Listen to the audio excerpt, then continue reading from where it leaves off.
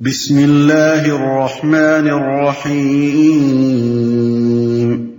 شروع اللہ کے نام سے جو رحمان و رحیم ہے۔ یا ایھا المدثر قم فانذر وربک فکبر وثیابک فطہر والرجز فاہجر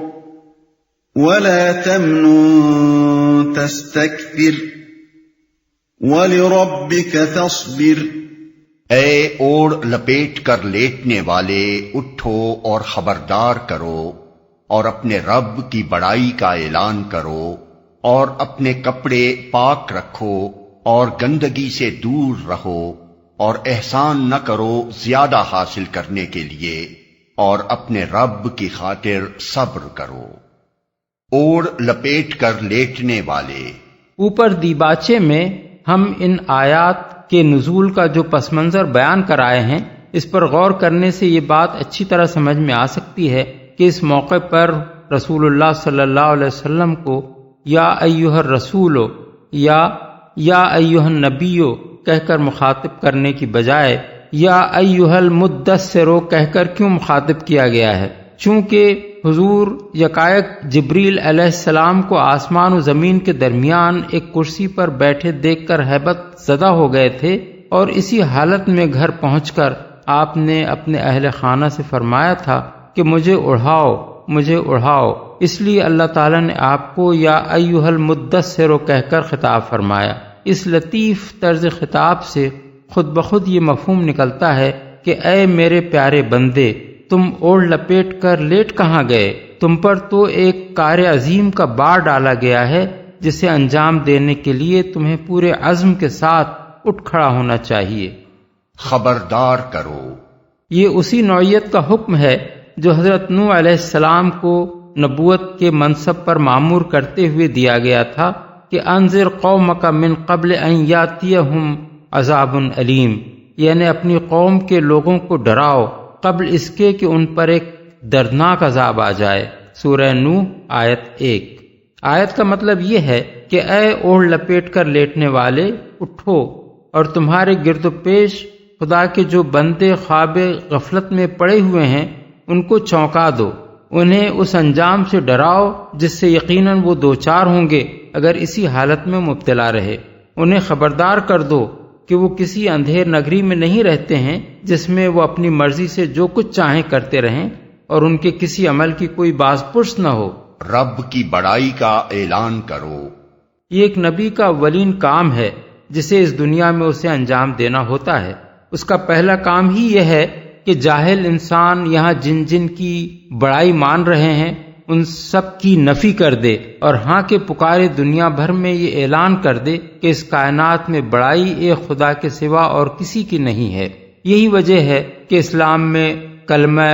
اللہ اکبر کو سب سے زیادہ اہمیت دی گئی ہے۔ اذان کی ابتدا ہی اللہ اکبر کے اعلان سے ہوتی ہے۔ نماز میں بھی مسلمان تکبیر کے الفاظ کہہ کر داخل ہوتا ہے اور بار بار اللہ اکبر کہہ کر اٹھتا اور بیٹھتا ہے۔ جانور کے گلے پر چھری بھی پھیرتا ہے تو بسم اللہ اللہ اکبر کہہ کر پھیرتا ہے۔ نعرہ تکبیر آج ساری دنیا میں مسلمان کا سب سے زیادہ نمایاں امتیازی شعار ہے، کیونکہ اس امت کے نبی نے اپنا کام ہی اللہ کی تکبیر سے شروع کیا تھا۔ اس مقام پر ایک اور لطیف نکتہ بھی ہے جسے اچھی طرح سمجھ لینا چاہیے۔ جیسا کہ ان آیات کی شان نزول سے معلوم ہو چکا ہے، یہ پہلا موقع تھا جب رسول اللہ صلی اللہ علیہ وسلم کو نبوت کا عظیم الشان فریضہ انجام دینے کے لیے اٹھ کھڑے ہونے کا حکم دیا گیا تھا، اور یہ بات ظاہر تھی کہ جس شہر اور معاشرے میں یہ مشن لے کر اٹھنے کا آپ کو حکم دیا جا رہا تھا وہ شرک کا گڑھ تھا۔ بات صرف اتنی ہی نہ تھی کہ وہاں کے لوگ عام عربوں کی طرح مشرک تھے، بلکہ اس سے بڑھ کر بات یہ تھی کہ مکہ معظمہ مشرکین عرب کا سب سے بڑا تیرتھ بنا ہوا تھا اور قریش کے لوگ اس کے مجاور تھے۔ ایسی جگہ کسی شخص کا تن تنہا اٹھنا اور شرک کے مقابلے میں توحید کا علم بلند کر دینا بڑے جان جوکھوں کا کام تھا۔ اسی لیے اٹھو اور خبردار کرو کہ فوراً بعد ہی یہ فرمانا کہ اپنے رب کی بڑائی کا اعلان کرو، اپنے اندر یہ مفہوم بھی رکھتا ہے کہ جو بڑی بڑی ہولناک طاقتیں اس کام میں تمہیں مزاحم نظر آتی ہیں ان کی ذرا پرواہ نہ کرو، اور صاف صاف کہہ دو کہ میرا رب ان سب سے زیادہ بڑا ہے جو میری اس دعوت کا راستہ روکنے کے لیے کھڑے ہو سکتے ہیں۔ یہ بڑی سے بڑی ہمت افزائی ہے جو اللہ کا کام شروع کرنے والے کسی شخص کی جا سکتی ہے۔ اللہ کی کبریائی کا نقش جس آدمی کے دل پر گہرا جمع ہوا ہو وہ اللہ کی خاطر اکیلا ساری دنیا سے لڑ جانے میں بھی ذرا بھر ہچکچاہٹ محسوس نہ کرے گا۔ کپڑے پاک رکھو،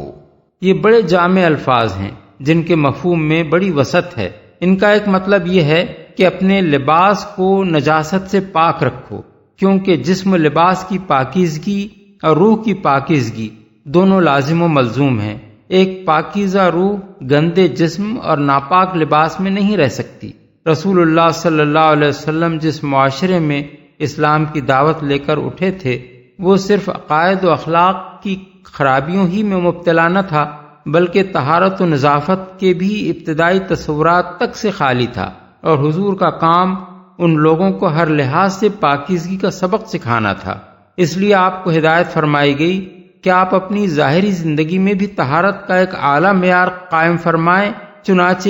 یہ اسی ہدایت کا ثمرہ ہے کہ حضور نے نوع انسانی کو طہارت جسم و لباس کی وہ مفصل تعلیم دی ہے جو زمانہ جاہلیت کے اہل عرب تو درکنار آج اس زمانے کی مہذب ترین قوموں کو بھی نصیب نہیں ہے، حتیٰ کہ دنیا کی بیشتر زبانوں میں ایسا کوئی لفظ تک نہیں پایا جاتا جو طہارت کا ہم معنی ہو۔ بخلاف اس کے اسلام کا حال یہ ہے کہ حدیث اور فقہ کی کتابوں میں اسلامی احکام کا آغاز ہی کتاب الطہارت سے ہوتا ہے، جس میں پاکی اور ناپاکی کے فرق اور پاکیزگی کے طریقوں کو انتہائی تفصیلی جزیات کے ساتھ بیان کیا گیا ہے۔ دوسرا مفہوم ان الفاظ کا یہ ہے کہ اپنا لباس صاف ستھرا رکھو۔ راہبانہ تصورات نے دنیا میں مذہبیت کا معیار یہ قرار دے رکھا تھا کہ آدمی جتنا زیادہ میلا کچیلا ہو اتنا ہی زیادہ وہ مقدس ہوتا ہے۔ اگر کوئی ذرا اجلے کپڑے ہی پہن لیتا تو سمجھا جاتا کہ وہ دنیا دار انسان ہے، حالانکہ انسانی فطرت میل کچیل سے نفرت کرتی ہے، اور شائستگی کی معمولی حس بھی جس شخص کے اندر موجود ہو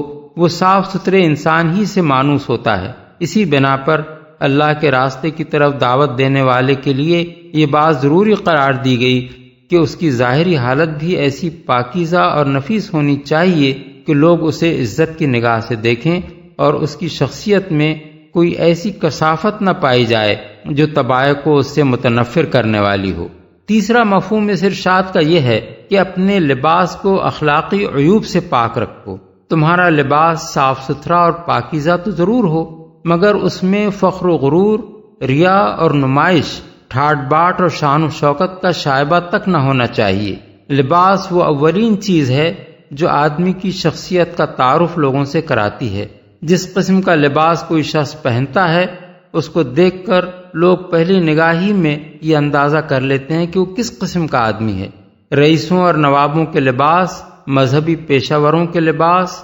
متکبر اور برخود غلط لوگوں کے لباس، چھچورے اور کمظرف لوگوں کے لباس، بدقوارہ اور آوارہ منش لوگوں کے لباس، سب اپنے پہننے والوں کے مزاج کی نمائندگی کرتے ہیں۔ اللہ کی طرف بلانے والے کا مزاج ایسے سب لوگوں سے فطرتاً مختلف ہوتا ہے، اس لیے اس کا لباس بھی ان سب سے لازماً مختلف ہونا چاہیے۔ اس کو ایسا لباس پہننا چاہیے جسے دیکھ کر ہر شخص یہ محسوس کر لے کہ وہ ایک شریف اور شائستہ انسان ہے جو نفس کی کسی برائی میں مبتلا نہیں ہے۔ چوتھا مفہوم اس کا یہ ہے کہ اپنا دامن پاک رکھو۔ اردو زبان کی طرح عربی زبان میں بھی پاک دامنی کے ہم معنی الفاظ اخلاقی برائیوں سے پاک ہونے اور عمدہ اخلاق سے آراستہ ہونے کے لیے استعمال کیے جاتے ہیں۔ ابن عباس، ابراہیم نخعی، شعبی، عطا، مجاہد، قتادہ، سعید بن جبیر، حسن بصری اور دوسرے اکابر مفسرین نے اس آیت کا یہی مطلب بیان کیا ہے کہ اپنے اخلاق پاکیزہ رکھو اور ہر قسم کی برائیوں سے بچو۔ عربی محاورے میں کہتے ہیں فلان طاہر الثیاب و فلان طاہر الذیل، یعنی فلاں شخص کے کپڑے پاک ہیں یا اس کا دامن پاک ہے، اور اس سے مراد یہ ہوتی ہے کہ کہ اس کے اخلاق اچھے ہیں۔ اس کے برعکس کہتے ہیں فلان دنس الثیاب، یعنی اس شخص کے کپڑے گندے ہیں، اور مطلب یہ ہوتا ہے کہ وہ ایک بدمعاملہ آدمی ہے، اس کے قول قرار کا کوئی اعتبار نہیں۔ گندگی سے دور رہو۔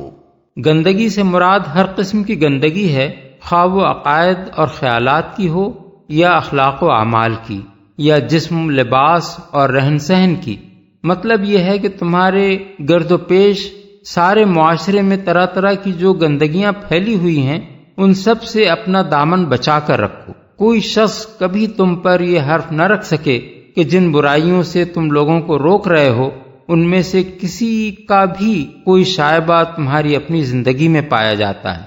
زیادہ حاصل کرنے کے لیے اصل الفاظ ہیں وَلَا تَمْنُن تَسْتَكْثِرْ۔ ان کے مفہوم میں اتنی وسعت ہے کہ کسی ایک فقرے میں ان کا ترجمہ کر کے پورا مطلب ادا نہیں کیا جا سکتا۔ ان کا ایک مفہوم یہ ہے کہ جس پر بھی احسان کرو بے غرضانہ کرو، تمہاری عطا اور بخشش اور سخاوت اور حسن سلوک محض اللہ کے لیے ہو، اس میں کوئی شائبہ اس خواہش کا نہ ہو کہ احسان کے بدلے میں تمہیں کسی قسم کے دنیاوی فوائد حاصل ہوں۔ بالفاظ دیگر اللہ کے لیے احسان کرو، فائدہ حاصل کرنے کے لیے کوئی احسان نہ کرو۔ دوسرا مفہوم یہ ہے کہ نبوت کا جو کام تم کر رہے ہو یہ اگرچہ اپنی جگہ ایک بہت بڑا احسان ہے کہ تمہاری بدولت خلق خدا کو ہدایت نصیب ہو رہی ہے، مگر اس کا کوئی احسان لوگوں پر نہ جتاؤ اور اس کا کوئی فائدہ اپنی ذات کے لیے حاصل نہ کرو۔ تیسرا مفہوم یہ ہے کہ تم اگرچہ ایک بہت بڑی خدمت انجام دے رہے ہو مگر اپنی نگاہ میں اپنے عمل کو کبھی بڑا عمل نہ سمجھو اور کبھی یہ خیال تمہارے دل میں نہ آئے کہ نبوت کا یہ فریضہ انجام دے کر اور اس کام میں جان لڑا کر تم اپنے رب پر کوئی احسان کر رہے ہو۔ صبر کرو، یعنی یہ کام جو تمہارے سپرد کیا جا رہا ہے بڑے جان جوکھوں کا کام ہے، اس میں سخت مصائب اور مشکلات اور تکلیفوں سے تمہیں سابقہ پیش آئے گا۔ تمہاری اپنی قوم تمہاری دشمن ہو جائے گی، سارا عرب تمہارے خلاف سفارہ ہو جائے گا، مگر جو کچھ بھی اس راہ میں پیش آئے اپنے رب کی خاطر اس پر صبر کرنا اور اپنے فرض کو پوری ثابت قدمی اور مستقل مزاجی کے ساتھ انجام دینا۔ اس سے باز رکھنے کے لیے خوف، طمع، لالچ، دوستی، دشمنی، محبت، ہر چیز تمہارے راستے میں حائل ہوگی۔ ان سب کے مقابلے میں مضبوطی کے ساتھ اپنے موقف پر قائم رہنا۔ یہ تھیں وہ اولین ہدایات جو اللہ تعالیٰ نے اپنے رسول کو اس وقت دی تھیں جب اس نے آپ کو یہ حکم دیا تھا کہ آپ اٹھ کر نبوت کے کام کا آغاز فرما دیں۔ کوئی شخص اگر ان چھوٹے چھوٹے فقروں پر اور ان کے معنی پر غور کرے تو اس کا دل گواہی دے گا کہ ایک نبی کو نبوت کا کام شروع کرتے وقت اس سے بہتر کوئی ہدایات نہیں دی جا سکتی تھیں۔ ان میں یہ بھی بتا دیا گیا کہ آپ کو کام کیا کرنا ہے اور یہ بھی سمجھا دیا گیا کہ اس کام کے لیے آپ کی زندگی اور آپ کے اخلاق اور معاملات کیسے ہونے چاہیے، اور یہ تعلیم بھی دے دی گئی کہ یہ کام آپ کس نیت، کس ذہنیت اور کس طرز فکر کے ساتھ انجام دیں، اور اس بات سے بھی خبردار کر دیا گیا کہ اس کام میں آپ کو کن حالات سے سابقہ پیش آنا ہے اور ان کا مقابلہ آپ کو کس طرح کرنا ہوگا۔ آج جو لوگ تعصب میں اندھے ہو کر یہ کہتے ہیں کہ معاذ اللہ سرا کے دوروں میں یہ کلام رسول اللہ صلی اللہ علیہ وسلم کی زبان پر جاری ہو جایا کرتا تھا، وہ ذرا آنکھیں کھول کر ان فقروں کو دیکھیں اور خود سوچیں کہ یہ سرا کے کسی دورے میں نکلے ہوئے الفاظ ہیں یا خدا کی ہدایات ہیں جو رسالت کے کام پر معمور کرتے ہوئے وہ اپنے بندے کو دے رہا ہے۔ فَإِذَا نُقِرَ فِي النَّاقُورِ فَذَلِكَ يَوْمَئِذٍ يَوْمٌ عَسِيرٌ عَلَى الْكَافِرِينَ غَيْرُ يَسِيرٌ۔ اچھا، جب سور میں پھونک ماری جائے گی وہ دن بڑا ہی سخت دن ہوگا، کافروں کے لیے ہلکا نہ ہوگا، سخت دن ہوگا۔ جیسا کہ ہم دیباچے میں بیان کرائے ہیں، اس سورہ کا یہ حصہ ابتدائی آیات کے چند مہینے بعد اس وقت نازل ہوا تھا جب رسول اللہ صلی اللہ علیہ وسلم کی طرف سے علانیہ تبلیغ اسلام شروع ہو جانے کے بعد پہلی مرتبہ حج کا زمانہ آیا۔ اور سرداران قریش نے ایک کانفرنس کر کے یہ طے کیا کہ باہر سے آنے والے حاجیوں کو قرآن اور محمد صلی اللہ علیہ وسلم سے بدگمان کرنے کے لیے پروپیگنڈا کی ایک زبردست مہم چلائی جائے۔ ان آیات میں کفار کی اسی کارروائی پر تبصرہ کیا گیا ہے، اور اس تبصرے کا آغاز ان الفاظ سے کیا گیا ہے جن کا مطلب یہ ہے کہ اچھا، یہ حرکتیں جو تم کرنا چاہتے ہو کر لو، دنیا میں ان سے کوئی مقصد براری تم نے کر بھی لی تو اس روز اپنے برے انجام سے کیسے بچ نکلو گے جب سور میں پھونک ماری جائے گی اور قیامت برپا ہوگی۔ ہلکا نہ ہوگا۔ اس ارشاد سے خود بخود یہ نتیجہ نکلتا ہے کہ وہ دن ایمان لانے والوں کے لیے ہلکا ہوگا اور اس کی سختی صرف حق کا انکار کرنے والوں کے لیے مخصوص ہوگی۔ مزید برآں یہ ارشاد اپنے اندر یہ مفہوم بھی رکھتا ہے کہ اس دن کی سختی کافروں کے لیے مستقل سختی ہوگی، وہ ایسی سختی نہ ہوگی جس کے بعد کبھی اس کے نرمی سے بدل جانے کی امید کی جا سکتی ہو۔ ذرنی ومن خلقت وحیدا وجعلت له مالا ممدودا وبنین شہودا ومہدت له تمہیدا ثم يطمع ان ازید كلا إنه كان لآياتنا عنيدا سأرهقه صعودا۔ چھوڑ دو مجھے اور اس شخص کو جسے میں نے اکیلا پیدا کیا، بہت سا مال اس کو دیا، اس کے ساتھ حاضر رہنے والے بیٹے دیے اور اس کے لیے ریاست کی راہ ہموار کی۔ پھر وہ طمع رکھتا ہے کہ میں اسے اور زیادہ دوں۔ ہرگز نہیں، وہ ہماری آیات سے عناد رکھتا ہے، میں تو اسے عنقریب ایک کٹھن چڑھائی چڑھواؤں گا۔ اس شخص کو، یہ خطاب ہے نبی صلی اللہ علیہ وسلم سے، اور اس کا مطلب یہ ہے کہ اے نبی، کفار کی اس کانفرنس میں جس شخص یعنی ولید بن مغیرہ نے تمہیں بدنام کرنے کے لیے یہ مشورہ دیا ہے کہ تمام عرب سے آنے والے حاجیوں میں تمہیں جادوگر مشہور کیا جائے، اس کا معاملہ تم مجھ پر چھوڑ دو، اس سے نمٹنا اب میرا کام ہے، تمہیں اس کی فکر کرنے کی کوئی ضرورت نہیں ہے۔ اکیلا پیدا کیا۔ اس فقرے کے دو مطلب ہو سکتے ہیں اور دونوں صحیح ہیں۔ ایک یہ کہ جب میں نے اسے پیدا کیا تھا اس وقت یہ کوئی مال اور اولاد اور وجاہت اور ریاست لے کر پیدا نہیں ہوا تھا۔ دوسرا یہ کہ اس کا پیدا کرنے والا اکیلا میں ہی تھا، وہ دوسرے معبود جن کی خدائی قائم رکھنے کے لیے یہ تمہاری دعوت توحید کی مخالفت میں اس قدر سرگرم ہے، اس کو پیدا کرنے میں میرے ساتھ شریک نہ تھے۔ بیٹے دیے۔ ولید بن مغیرہ کے 10-12 لڑکے تھے، جن میں سے حضرت خالد بن ولید تاریخ میں سب سے زیادہ مشہور ہیں۔ ان بیٹوں کے لیے شہود کا لفظ استعمال کیا گیا ہے، جس کے کئی معنی ہو سکتے ہیں۔ ایک یہ کہ ان کو کہیں اپنی روزی کے لیے دوڑ دھوپ اور سفر کرنے کی حاجت پیش نہیں آتی، ان کے گھر کھانے کو اتنا موجود ہے کہ ہر وقت باپ کے پاس موجود اور اس کی مدد کے لیے حاضر رہتے ہیں۔ دوسرے یہ کہ اس کے سب بیٹے نامور اور بااثر ہیں، مجلسوں اور محفلوں میں اس کے ساتھ شریک ہوتے ہیں۔ تیسرے یہ کہ وہ اس مرتبے کے لوگ ہیں کہ معاملات میں ان کی شہادت قبول کی جاتی ہے۔ اور زیادہ دوں۔ اس کا ایک مطلب تو یہ ہے کہ اس پر بھی اس کی حرص ختم نہیں ہوئی، اتنا کچھ پانے کے بعد بھی وہ بس اسی فکر میں لگا ہوا ہے کہ اسے دنیا بھر کی نعمتیں عطا کر دی جائیں۔ دوسرا مطلب حضرت حسن بصری اور بعض دوسرے بزرگوں نے یہ بیان کیا ہے کہ وہ کہا کرتا تھا کہ اگر واقعی محمد کا یہ بیان سچا ہے کہ مرنے کے بعد کوئی دوسری زندگی ہے اور اس میں کوئی جنت بھی ہوگی تو وہ جنت میرے ہی لیے بنائی گئی ہے۔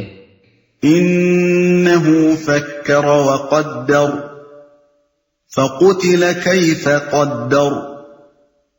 ثم قتل كيف قدر ثم نظر ثم عبس وبسر ثم أدبر واستكبر فقال إن هذا إلا سحر يؤثر إن هذا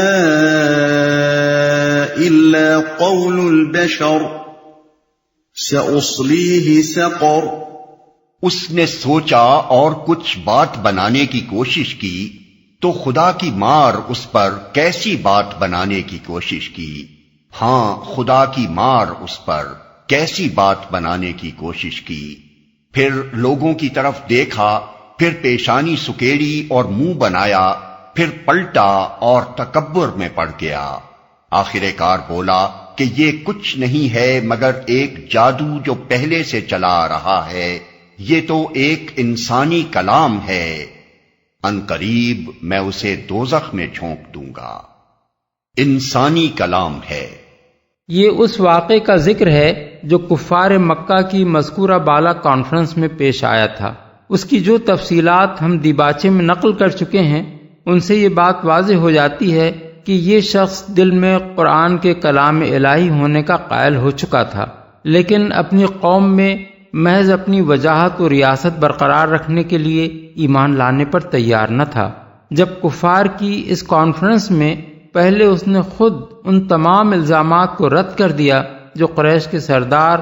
رسول اللہ صلی اللہ علیہ وسلم پر لگا رہے تھے، تو اسے مجبور کیا گیا کہ وہ خود کوئی ایسا الزام تراشے جسے عرب کے لوگوں میں پھیلا کر حضور کو بدنام کیا جا سکتا ہو۔ اس موقع پر جس طرح وہ اپنے ضمیر سے لڑا ہے اور جس شدید ذہنی کشمکش میں کافی دیر مبتلا رہ کر آخر کار اس نے ایک الزام گھڑا ہے، اس کی پوری تصویر یہاں کھینچ دی گئی ہے۔ وما أدراك ما سقر لا تبقي ولا تذر لواحة للبشر عليها 19۔ اور تم کیا جانو کہ کیا ہے وہ دوزخ، نہ باقی رکھے نہ چھوڑے، کھال جھلس دینے والی 19 کارکن اس پر مقرر ہیں۔ نہ باقی رکھے نہ چھوڑے۔ اس کے دو مطلب ہو سکتے ہیں، ایک یہ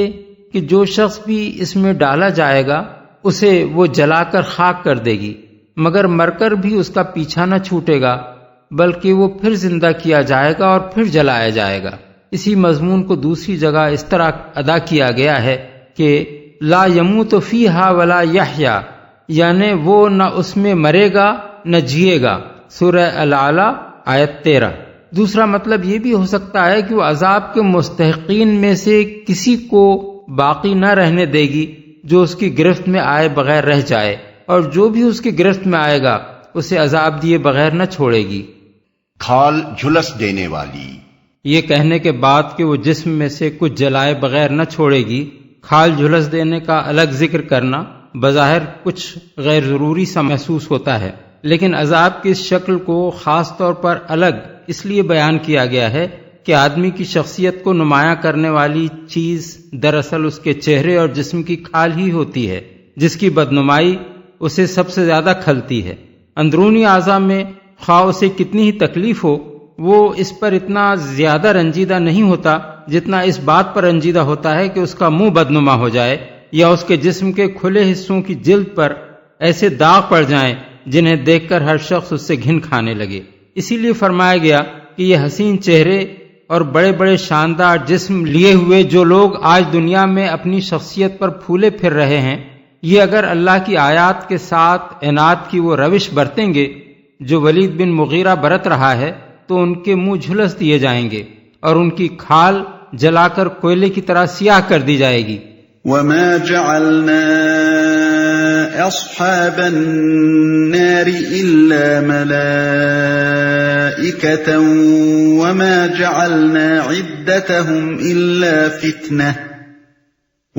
جعلنا عدتهم إلا فتنة للذين كفروا ليستيقن الذين أوتوا الكتاب ويزداد الذين آمنوا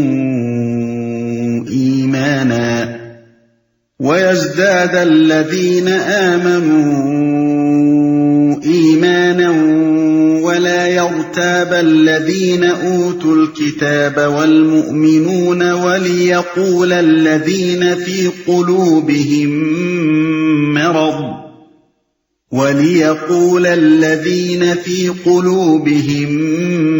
مرض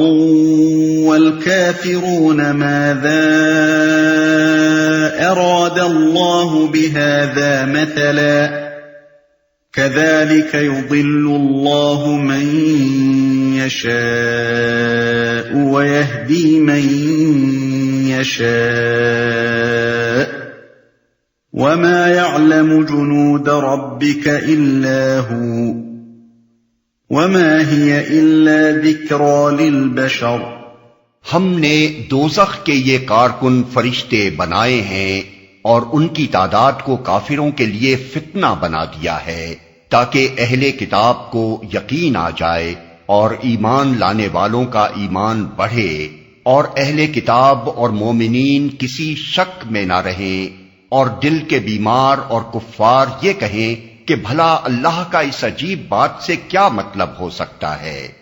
اس طرح اللہ جسے چاہتا ہے گمراہ کر دیتا ہے اور جسے چاہتا ہے ہدایت بخش دیتا ہے،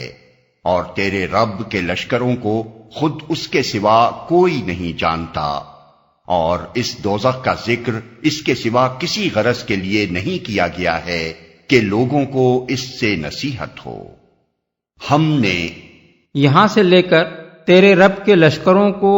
خود اس کے سوا کوئی نہیں جانتا تک کی پوری عبارت ایک جملہ معترضہ ہے جو دوران تقریر میں سلسلہ کلام کو توڑ کر ان معترضین کے جواب میں ارشاد فرمایا گیا ہے جنہوں نے رسول اللہ صلی اللہ علیہ وسلم کی زبان سے یہ سن کر کہ دوزخ کے کارکنوں کی تعداد صرف 19 ہوگی اس کا مذاق اڑانا شروع کر دیا تھا۔ ان کو یہ بات عجیب معلوم ہوئی کہ ایک طرف تو ہم سے یہ کہا جا رہا ہے کہ آدم علیہ السلام کے وقت سے لے کر قیامت تک دنیا میں جتنے انسانوں نے بھی کفر اور کبیرہ گناہوں کا ارتکاب کیا ہے وہ دوزخ میں ڈالے جائیں گے، اور دوسری طرف ہمیں یہ خبر دی جا رہی ہے کہ اتنی بڑی دوزخ میں اتنے بے شمار انسانوں کو عذاب دینے کے لیے صرف 19 کارکن مقرر ہوں گے۔ اس پر قریش کے سرداروں نے بڑے زور کا ٹھٹھا مارا۔ ابو جہل بولا، بھائیو کیا تم اتنے گئے گزرے ہو کہ تم میں سے 10-10 آدمی مل کر بھی دوزخ کے ایک ایک سپاہی سے نمٹ نہ لیں گے؟ بنی جمعہ کے ایک پہلوان صاحب کہنے لگے، 17 سے تو میں اکیلا نمٹ لوں گا، باقی 2 کو تم سب مل کر سنبھال لینا۔ انہی باتوں کے جواب میں یہ فقرے بطور جملہ معترضہ ارشاد ہوئے ہیں۔ فرشتے بنائے ہیں، یعنی ان کی قوتوں کو انسانی قوتوں پر قیاس کرنا تمہاری حماقت ہے۔ وہ آدمی نہیں فرشتے ہوں گے، اور تم اندازہ نہیں کر سکتے کہ اللہ تعالیٰ نے کیسی کیسی زبردست طاقتوں کے فرشتے پیدا کیے ہیں۔ فتنہ بنا دیا ہے، یعنی بظاہر تو اس بات کی کوئی ضرورت نہ تھی کہ دوزخ کے کارکنوں کی تعداد بیان کی جاتی، لیکن ہم نے ان کی یہ تعداد اس لیے بیان کر دی ہے کہ یہ ہر اس شخص کے لیے فتنہ بن جائے جو اپنے اندر کوئی کفر چھپائے بیٹھا ہو۔ ایسا آدمی چاہے ایمان کی کتنی ہی نمائش کر رہا ہو، اگر وہ خدا کی خدائی اور اس کی عظیم قدرتوں کے بارے میں یا وحی و رسالت کے بارے میں شک کا کوئی شائبہ بھی اپنے دل کے کسی گوشے میں لیے بیٹھا ہو، تو یہ سنتے ہی کہ خدا کی اتنی بڑی جیل میں بے حد و حساب مجرم جنوں اور انسانوں کو صرف 19 سپاہی قابو میں بھی رکھیں گے اور فردن فردن ایک ایک شخص کو عذاب بھی دیں گے، تو اس کا کفر فوراً کھل کر باہر آ جائے گا، یقین آ جائے۔ بعض مفسرین نے اس کا یہ مطلب بیان کیا ہے کہ اہل کتاب یعنی یہود و نصارہ کے ہاں چونکہ ان کی اپنی کتابوں میں بھی دوزخ کے فرشتوں کی یہی تعداد بیان کی گئی ہے، اس لیے یہ بات سن کر ان کو یقین آ جائے گا کہ یہ بات فی الواقع اللہ تعالیٰ ہی کی فرمائی ہوئی ہے۔ لیکن یہ تفسیر ہمارے نزدیک 2 وجوہ سے صحیح نہیں ہے۔ اول یہ کہ یہود و نصارہ کی جو مذہبی کتابیں دنیا میں پائی جاتی ہیں ان میں تلاش کے باوجود ہمیں یہ بات کہیں نہیں ملی کہ دوزخ کے فرشتوں کی تعداد 19 ہے۔ دوسرے، قرآن مجید میں بکثرت باتیں ایسی ہیں جو اہل کتاب کے ہاں ان کی مذہبی کتابوں میں بھی بیان کی گئی ہیں، لیکن اس کے باوجود وہ اس کی یہ توجیہ کر دیتے ہیں کہ محمد صلی اللہ علیہ وسلم نے یہ باتیں ان کی کتابوں سے نقل کر لی ہیں۔ ان وجوہ سے ہمارے نزدیک اس ارشاد کا صحیح مطلب یہ ہے کہ محمد صلی اللہ علیہ وسلم کو اچھی طرح معلوم تھا کہ میری زبان سے دوزخ کے 19 فرشتوں کا ذکر سن کر میرا خوب مذاق اڑایا جائے گا، لیکن اس کے باوجود جو بات اللہ تعالیٰ کی طرف سے آنے والی وحی میں بیان ہوئی تھی اسے انہوں نے کسی خوف اور جھجک کے بغیر علل اعلان لوگوں کے سامنے پیش کر دیا اور کسی کے مذاق و استہزاء کی ذرہ برابر پرواہ نہ کی۔ جہلائے عرب تو انبیاء کی شان سے ناواقف تھے، مگر اہل کتاب خوب جانتے تھے کہ انبیاء کا ہر زمانے میں یہی طریقہ رہا ہے کہ جو کچھ خدا کی طرف سے آتا تھا اسے وہ جوں کا توں لوگوں تک پہنچا دیتے تھے، خواہ وہ لوگوں کو پسند ہو یا ناپسند۔ اس بنا پر اہل کتاب سے یہ بات زیادہ متوقع تھی کہ رسول اللہ صلی اللہ علیہ وسلم کے اس طرز عمل کو دیکھ کر انہیں یقین آ جائے گا کہ ایسے سخت مخالف ماحول میں ایسی بظاہر انتہائی عجیب بات کو کسی جھجک کے بغیر پیش کر دینا ایک نبی ہی کا کام ہو سکتا ہے۔ یہ بات بھی واضح رہے کہ رسول اللہ صلی اللہ علیہ وسلم کی طرف سے یہ طرز عمل بارہا ظاہر ہوا ہے۔ اس کی سب سے زیادہ نمایاں مثال معراج کا واقعہ ہے، جسے آپ نے کفار کے مجمع عام میں بلا تکلف بیان کر دیا اور اس بات کی ذرہ برابر پرواہ نہ کی کہ اس حیرت انگیز قصے کو سن کر آپ کے مخالفین کیسی کیسی باتیں بنائیں گے۔ ایمان بڑھے۔ یہ بات اس سے پہلے قرآن مجید میں متعدد مقامات پر بیان ہو چکی ہے کہ ہر آزمائش کے موقع پر جب ایک مومن اپنے ایمان پر ثابت قدم رہتا ہے اور شک و انکار یا اطاعت سے فرار یا دین سے بے وفائی کی راہ چھوڑ کر یقین و اعتماد اور اطاعت و فرما برداری اور دین سے وفاداری کی راہ اختیار کرتا ہے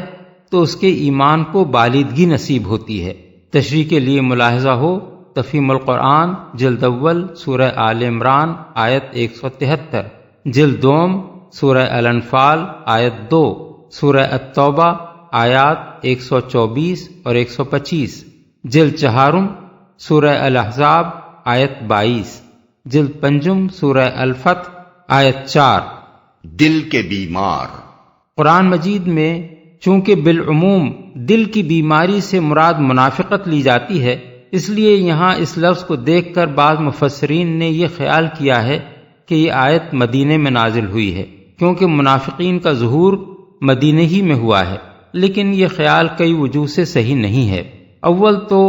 یہ دعویٰ ہی غلط ہے کہ مکے میں منافق موجود نہ تھے، اور اس کی غلطی ہم تفہیم القرآن جلد سوم میں صفحہ 672، 674 اور 680 تک 682 پر واضح کر چکے ہیں۔ دوسرے، یہ طرز تفسیر ہمارے نزدیک درست نہیں ہے کہ ایک سلسلہ کلام جو ایک خاص موقع پر خاص حالات میں ارشاد ہوا ہو، اس کے اندر یکایک کسی ایک فقرے کے متعلق یہ کہہ دیا جائے کہ وہ کسی دوسرے موقع پر نازل ہوا تھا اور یہاں لا کر کسی مناسبت کے بغیر شامل کر دیا گیا۔ سورہ مدثر کے اس حصے کا تاریخی پس منظر ہمیں معتبر روایات سے معلوم ہے۔ یہ ابتدائی مکی دور کے ایک خاص واقعے کے بارے میں نازل ہوا ہے۔ اس کا پورا سلسلہ کلام اس واقعے کے ساتھ سری مناسبت رکھتا ہے۔ اس مضمون میں آخر کون سا موقع تھا کہ اس ایک فقرے کو اگر وہ کئی سال بعد مدینے میں نازل ہوا تھا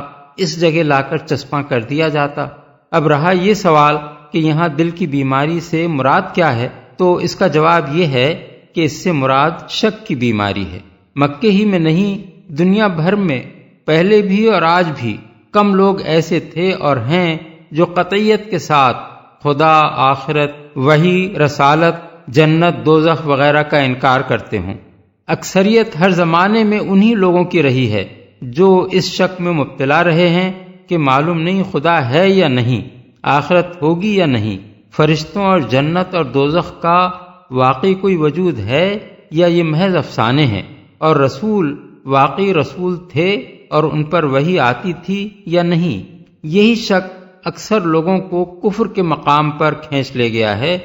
ورنہ ایسے بے وقوف دنیا میں کبھی زیادہ نہیں رہے جنہوں نے بالکل قطعی طور پر ان حقائق کا انکار کر دیا ہو، کیونکہ جس آدمی میں ذرہ برابر بھی عقل کا مادہ موجود ہے وہ یہ جانتا ہے کہ ان امور کے صحیح ہونے کا امکان بالکل رد کر دینے اور انہیں قطعاً خارج از امکان قرار دے دینے کے لیے ہرگز کوئی بنیاد موجود نہیں ہے۔ کیا مطلب ہو سکتا ہے؟ اس کے معنی یہ نہیں ہے کہ وہ اسے اللہ کا کلام تو مان رہے تھے مگر تعجب اس بات پر کر رہے تھے کہ اللہ نے یہ بات کیوں فرمائی، بلکہ دراصل وہ یہ کہنا چاہتے تھے کہ جس کلام میں ایسی بعید از عقل و فہم بات کہی گئی ہے وہ بھلا اللہ کا کلام کیسے ہو سکتا ہے؟ ہدایت بخش دیتا ہے۔ یعنی اس طرح اللہ تعالیٰ اپنے کلام اور اپنے احکام فرامین میں وقتاً فوقتاً ایسی باتیں ارشاد فرما دیتا ہے جو لوگوں کے لیے امتحان اور آزمائش کا ذریعہ بن جاتی ہیں۔ ایک ہی بات ہوتی ہے جسے ایک راستی پسند، سلیم الطبع اور صحیح الفکر آدمی سنتا ہے اور سیدھے طریقے سے اس کا سیدھا مطلب سمجھ کر سیدھی راہ اختیار کر لیتا ہے۔ اسی بات کو ایک ہٹ دھرم، کج فہم اور راستی سے گریز کرنے والا آدمی سنتا ہے اور اس کا ٹیڑھا مطلب نکال کر اسے حق سے دور بھاگ جانے کے لیے ایک نیا بہانہ بنا لیتا ہے۔ پہلا آدمی چونکہ خود حق پسند ہوتا ہے اس لیے اللہ تعالیٰ اسے ہدایت بخش دیتا ہے، کیونکہ اللہ کا طریقہ یہ نہیں ہے کہ وہ ہدایت چاہنے والے کو زبردستی گمراہ کرے، اور دوسرا آدمی چونکہ خود ہدایت نہیں چاہتا بلکہ گمراہی کو ہی اپنے لیے پسند کرتا ہے، اس لیے اللہ اسے ضلالت ہی کے راستوں پر دھکیل دیتا ہے، کیونکہ اللہ کا یہ طریقہ بھی نہیں ہے کہ جو حق سے نفرت رکھتا ہو وہ اسے جبراً کھینچ کر حق کی راہ پر لائے۔ اللہ کی ہدایت دینے اور گمراہ کرنے کے مسئلے پر تفہیم القرآن میں بکثرت مقامات پر وضاحت کے ساتھ روشنی ڈالی جا چکی ہے۔ اس کے سوا کوئی نہیں جانتا۔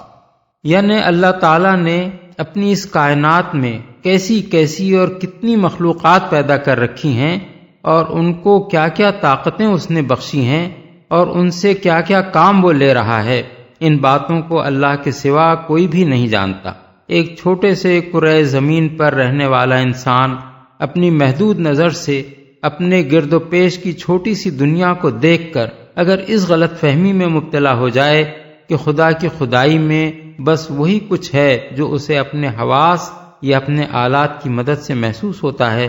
تو یہ اس کی اپنی ہی نادانی ہے، ورنہ یہ خدائی کا کارخانہ اتنا وسیع و عظیم ہے کہ اس کی کسی ایک چیز کا بھی پورا علم حاصل کر لینا انسان کے بس میں نہیں ہے، کجا کہ اس کی ساری وسعتوں کا تصور اس کے چھوٹے سے دماغ میں سما سکے۔ اس سے نصیحت ہو، یعنی لوگ اپنے آپ کو اس کا مستحق بنانے اور اس کے عذاب کا مزہ چکھنے سے پہلے ہوش میں آ جائیں اور اپنے آپ کو اس سے بچانے کی فکر کریں۔